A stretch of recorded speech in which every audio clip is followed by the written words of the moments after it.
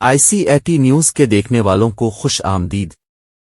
ناظرین گرامی، اسرائیل اور غزہ کی موجودہ صورتحال گہری تشویشناک ہے، جس میں دونوں طرف سے جانی نقصان ہو رہا ہے۔ اسرائیل کا کہنا ہے کہ ان حملوں میں اس کے 700 سے زائد شہری مارے گئے ہیں، جبکہ فلسطینیوں کا دعویٰ ہے کہ غزہ پر اسرائیلی حملوں کی وجہ سے کم از کم 413 افراد اپنی جانوں سے ہاتھ دھو بیٹھے۔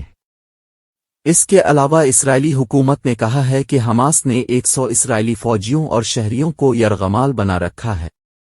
غزہ پر اسرائیلی راکٹ حملوں کا سلسلہ جاری ہے، یہاں تک کہ اتوار کی رات بھی جاری رہا۔ امریکہ نے اسرائیل میں متعدد امریکی شہریوں کی ہلاکت کا اعتراف کیا ہے اور فوجی سازو سامان بھیج کر اور خطے میں اپنی موجودگی میں اضافہ کر کے اسرائیل کی حمایت کا اظہار کیا ہے۔ ان حالات کے پیش نظر اس پیچیدہ صورتحال پر روشنی ڈالنے کے لیے معروف پاکستانی دانشور انجینئر محمد مرزا کے نقطہ نظر پر غور کرنا ضروری ہے۔ ان تمام حالت میں ایز اے مسلم ہمیں کیا کرنا چاہیے؟ آئیے پاکستان کے معروف اسلامی اسکالر انجینئر محمد مرزا کی قیمتی بصیرت سنتے ہیں۔ ہماری کیا ذمہ داری ہے؟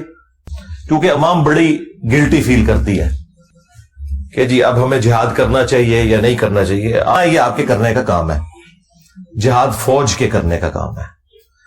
سیدنا عمر فاروق رضی اللہ تعالیٰ عنہ علیہ السلام نے جب اپنے دور خلافت کے اندر فوج کو ایز این انسٹیٹیوشن بنا دیا، پولیس کو الگ سے ایک محکمہ بنایا،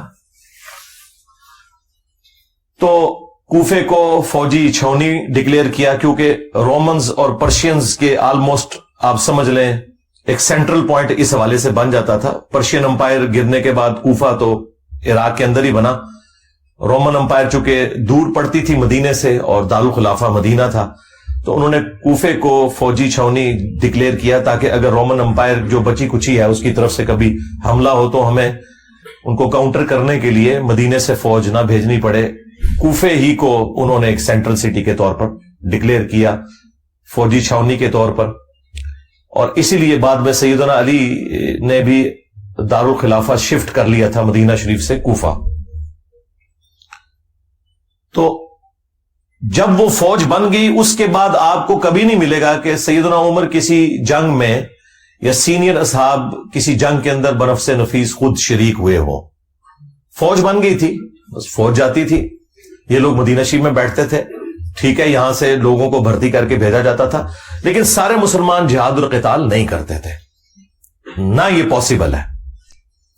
اور آج کے دور میں جب کہ امپائرز بھی ختم ہو چکی ہیں، کنٹریز بن چکے ہیں، اور ہر ملک کی الگ سے فوج ہے، عدلیہ کا نظام ہے، پولیٹیکل جماعتیں ہیں، تو اب تو بالکل کوئی سوچ ہی نہیں سکتا کہ وہ پیرلل میں کوئی جہادی تنظیم بنا کے تو اس قسم کی ایکٹیویٹی پرفارم کرے، کیونکہ آج کے دور میں جنگ لڑنے کے لیے بڑا ہیوی بجٹ آپ کو چاہیے اور لیٹسٹ اکوپمنٹس چاہیے۔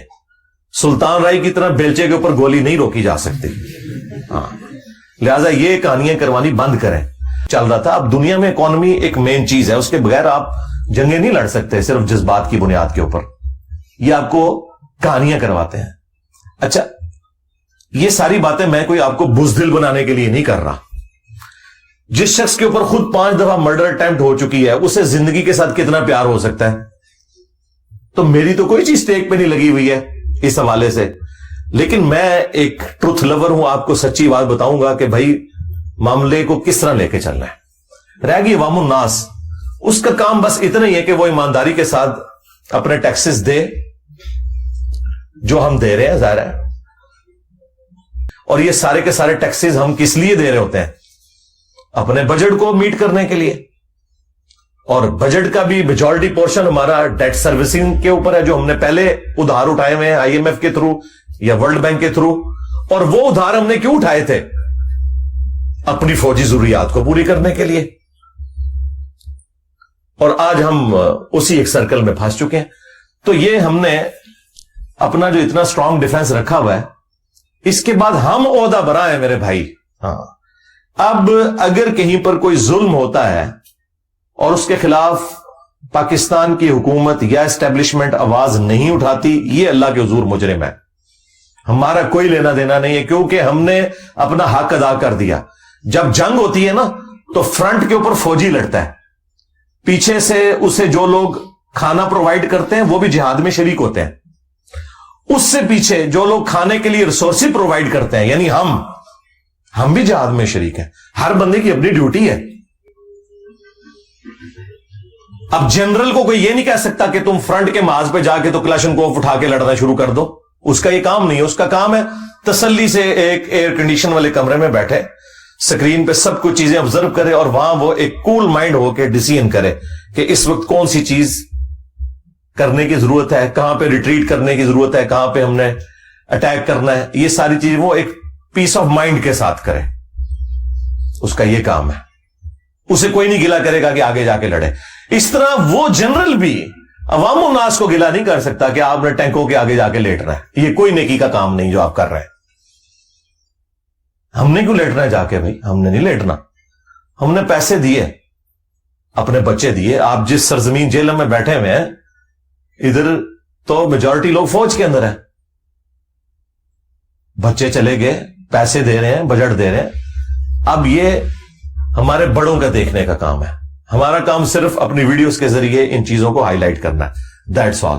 یہاں بیٹھ کے کڑ کے مرنا نہیں ہے آپ نے کہ پتہ نہیں ادھر کیا ہو گیا. اور یہ بھی یاد رکھیں, اسلام کی تو تعلیمات یہ ہیں کہ دنیا میں آپ نے ظلم کے خلاف آواز اٹھانی ہے, خواہ کسی نان مسلم کے اوپر بھی ظلم ہوتا ہو. اس چیز سے بھی آپ باہر نکلیں. اسلام انسانیت کا درس دیتا ہے. اسی لیے اللہ تعالیٰ نے سورۃ المائدہ میں فرمایا کہ جس نے ایک انسان کو بھی ناحق قتل کیا, ایک جان کو, مسلمان کی بات نہیں ہو رہی, ایک جان کو, گویا اس نے پوری انسانیت کا قتل کر دیا, سوائے دو استثناء کے کہ قتل کے بدلے قتل ہو رہا ہو یا فساد فی الارض کو ختم کرنے کے لیے, اور وہ بھی جوڈیشری کے تھرو. ایکسٹرا جوڈیشل ایکٹیویٹی آپ پرفارم نہیں کر سکتے, نہ کوئی ریاستی ادارہ کر سکتا ہے, نہ کوئی مذہبی جماعت کر سکتی ہے.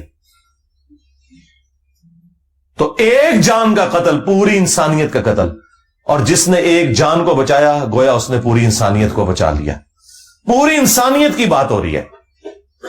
حتیٰ کہ صحیح بخاری میں حدیث ہے, جس شخص نے ایک کافر کو بھی ناحق قتل کیا جو کسی مسلمان ملک میں ٹیکس پے کر کے رہ رہا تھا, جزیہ دے کر, وہ شخص جنت کی خوشبو بھی نہیں پائے گا. یعنی مسلمان جنت میں تو جانا دور کی بات, جنت کی خوشبو بھی نہیں پائے گا. اور اس بخاری کی حدیث میں الفاظ ہیں کہ جنت کی خوشبو 40 سال کی مسافت سے آ رہی ہوگی, لیکن جس نے ایک کافر کو بھی ناحق قتل کیا وہ جنت میں تو جانا دور کی بات, جنت کی خوشبو بھی نہیں پائے گا.